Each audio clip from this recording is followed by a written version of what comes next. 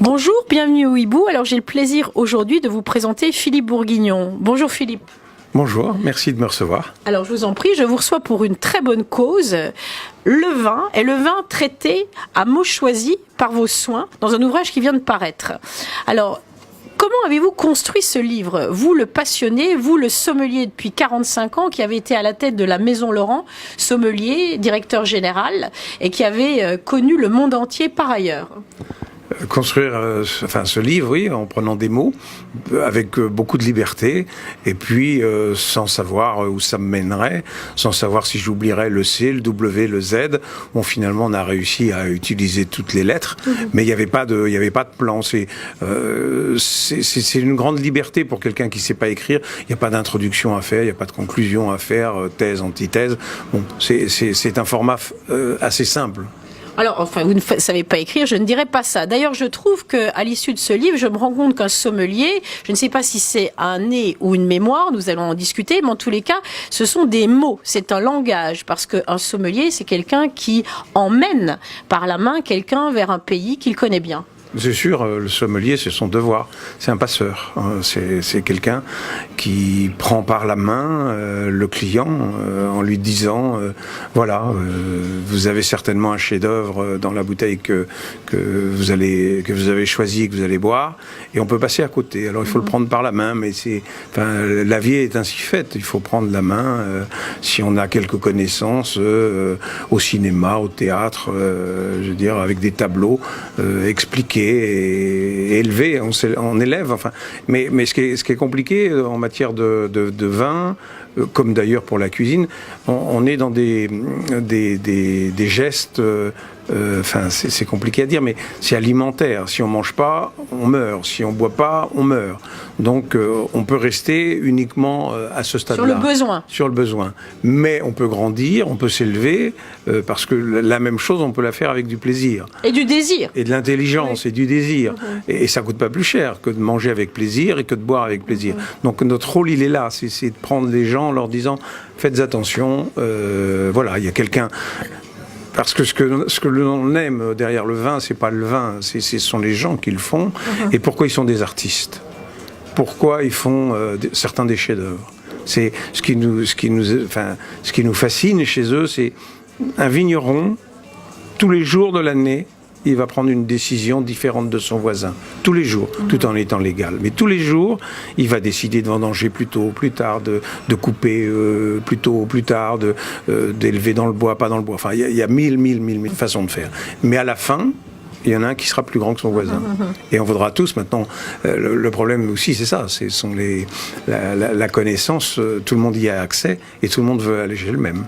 Absolument, mais enfin il y a quand même, c'est là où il y a le talent qui distingue un vigneron d'un autre, il y a quand même un instinct, il y a quand même un sens, etc. Alors vous-même vous êtes sommelier autodidacte, mais finalement comme tous les sommeliers de votre génération, si je puis me permettre. Oui, puisque à l'époque, enfin, lorsque je décide de faire ce métier, il n'est pas enseigné. C'est interdit dans les écoles hôtelières parce qu'on protège l'enfance vis-à-vis de l'alcool. Donc il n'y a pas dans les écoles hôtelières, cet enseignement n'est pas dispensé.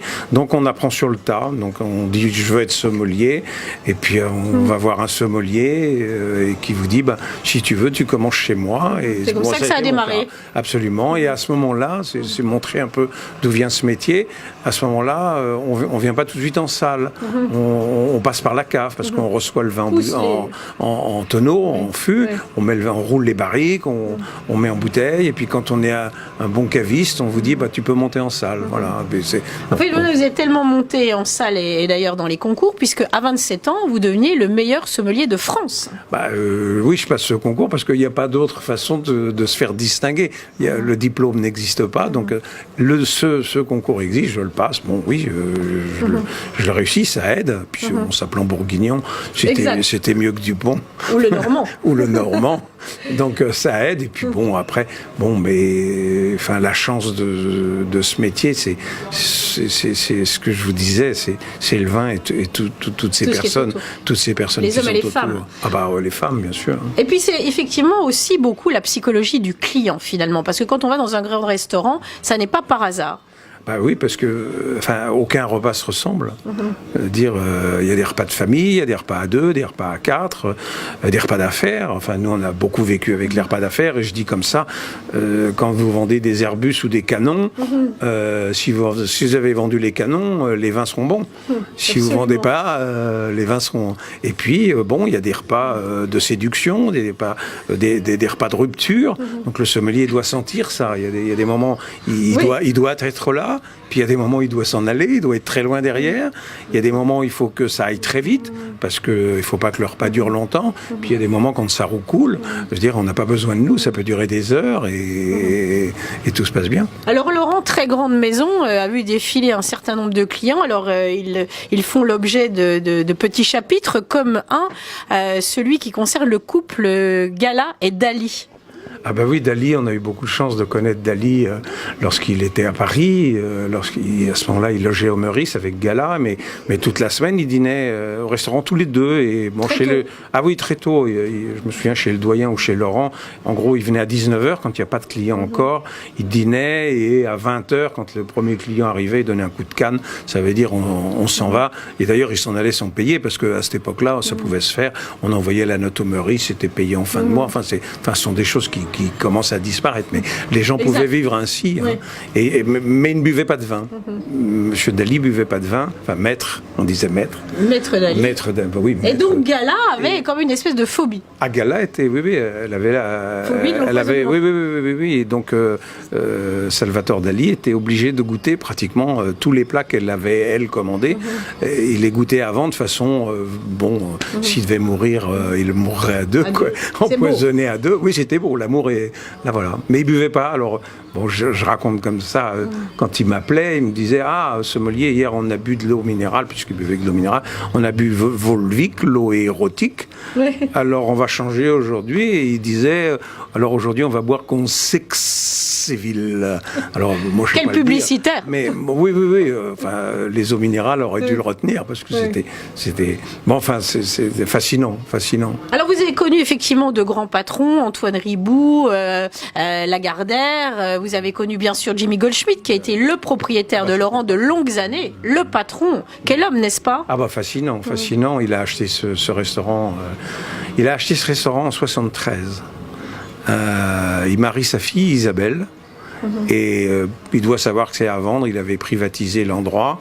Et au moment de payer, il dit non, aujourd'hui je prends tout. Voilà, c'est-à-dire que je paye non seulement la réception, mais j'achète le restaurant. Et il l'a acheté comme ça. Et Isabelle, à ce moment-là, se mariait avec Arnaud Dronet, lequel disparaît sur une planche à voile. Exact. Enfin, voilà. Absolument. Et M. Goldsmith garde le restaurant inexploité pendant 4 ans. 73 à 77, parce qu'il veut en faire une maison de jeu. Un peu comme le Traveller. C'est un joueur. Et ces restaurants sont des concessions de la ville de Paris, et la ville de Paris ne veut pas que ça devienne un endroit de jeu, un cercle de jeu. Donc au final, il décide d'ouvrir le restaurant, et moi j'arrive en 77 à la réouverture de ce restaurant comme sommelier. Voilà. Qui sera ensuite repris par Gilberte Beau, puis par Isidore Partouche, qui n'est pas rien là encore. Non, voilà, il y a une continuité. Malheureusement, M. Goldsmith, à son décès, la maison, du temps de M. Goldsmith, il n'y avait aucune raison de gagner de l'argent ni d'en perdre. Enfin, c'était sans importance pour lui. Un non-sujet. C'était non-sujet, oui, ça ne nous regardait pas, il disait. Et puis, donc, Gilberte Beau reprend aux héritiers Goldsmith, qui n'en veulent pas du restaurant. Gilberte Beau nous dit à ce moment-là, c'est fini, c'est plus une danseuse, c'est moi la propriétaire, on va... Et donc, à ce moment-là, je prends la direction. Elle me dit, Philippe, maintenant, on rigole plus, on va assainir cette maison. Elle nous apprend à le faire. Et elle vend à M. Partouche. Au début, et je le dis, quand M. Partouche, on se dit, oh là là, mais on n'a pas été habitué à cela, les casinos et tout sur les Champs-Élysées, ça n'ira pas. Et en réalité, M. Partouche, Isidore, est un amour pour ce restaurant, vraiment. Il est voilà, il défend ce restaurant comme personne n'aurait pu le faire, peut-être. Alors aujourd'hui, donc, vous dites que vous êtes à la retraite, si je puis dire, mais j'ai l'impression que c'est une retraite hyper active. Vous avez même réussi à finalement avoir votre propre domaine, petit domaine viticole qui s'appelle La Misère et qui est surtout une aventure humaine, d'après ce que j'ai compris. Oui, non, c'est une imposture sur le monde du vin. On sait que le vin ne sera jamais bon parce que les cépages ne sont pas bons. L'endroit, il est coincé entre les betteraves et le maïs. On peut pas faire du bon vin là, c'est pas possible. Mais moi, je n'y vois qu'une chose, c'est se réunir entre amis, des casse-croûtes dans les vignes, et après toutes les étapes où tous mes amis sont très heureux de venir. Et ce qui est formidable, je ne manque pas de conseils. Les plus grands des vignerons, si vous saviez, me disent: Philippe, faut faire comme ceci, Philippe, faut faire comme cela. Philippe, je vais te donner un fût. Philippe, je vais venir cirer les bouteilles. On a fait des concours d'étiquettes. Enfin, tout le monde veut ce vin. Ah, très bien. Donc d'autre part, vous êtes membre actif de l'Académie du vin de France qui a vocation à éduquer les gens. Oui. Cette académie, elle existe depuis 1933. Elle avait pour vocation au départ de défendre les appellations d'origine, elle l'a bien fait. Et puis les appellations ne veulent plus dire grand-chose maintenant. Donc la vraie fonction, la vraie finalité, l'objectif de cette Académie du vin de France, où on est une quarantaine, on est 40, comme à l'Académie la Grande. Et maintenant, ce qu'on souhaite, c'est défendre le vin, la finalité du vin à table, c'est dire que le vin doit être bu à table, c'est vraiment, on le fait pour cela, et aussi défendre le vin contre, entre guillemets, les hygiénistes qui voudraient qu'on ne boive plus de vin. Ah non. Voilà, mais bon, enfin, encore notre ministre de la Santé, il a fallu que même Monsieur le Président la remette en place en disant, le soir même, il lui a dit, écoutez, moi je bois du vin tous les jours. Et voilà, c'est ce qu'il faut boire du vin tous les jours. Voilà. Alors, une des autres qualités de votre livre, qui est effectivement une balade parmi vos passions, parmi les gens qui vous ont croisé, que vous avez croisés, eh bien, je trouve que vous désacralisez finalement la posture du sommelier. Parce qu'il est vrai que connaître le vin est un peu, ou ne pas le connaître est qualifiant ou disqualifiant. Ça fait peur finalement, le vin. Ça fait peur de ne pas reconnaître un vin. Oui, le monde du vin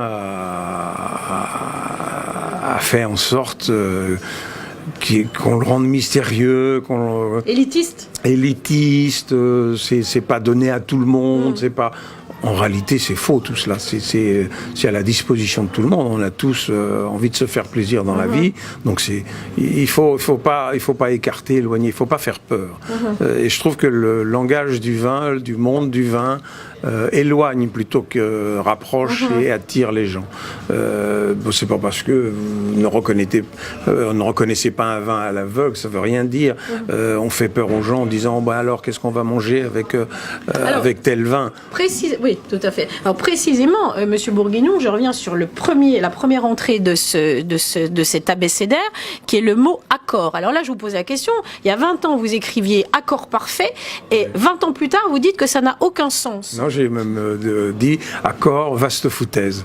Carrément. Oui, non. Enfin, c'est un jeu de mots. Enfin, c'est pour aller un peu jeter le bouchon un peu plus loin. Mais non, ça veut dire que l'idée, c'est faisons-nous plaisir et osons tout. La table, c'est un jeu. Et ces accords ne sont que des jeux de table. Et on sait, moi je sais, tout le monde, personne n'a tort, personne n'a raison. C'est comme dans le vin, vous aimez le blanc, vous aimez le rouge, vous aimez les vins avec du sucre, pas de sucre, avec de l'acidité, pas d'acidité.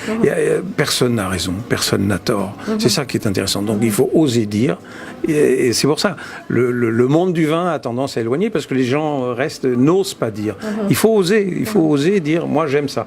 Et d'ailleurs, le plus dur dans le monde du vin, mais peut-être c'est la même chose pour beaucoup d'autres choses, c'est se former un jugement et oser dire, moi j'aime ça.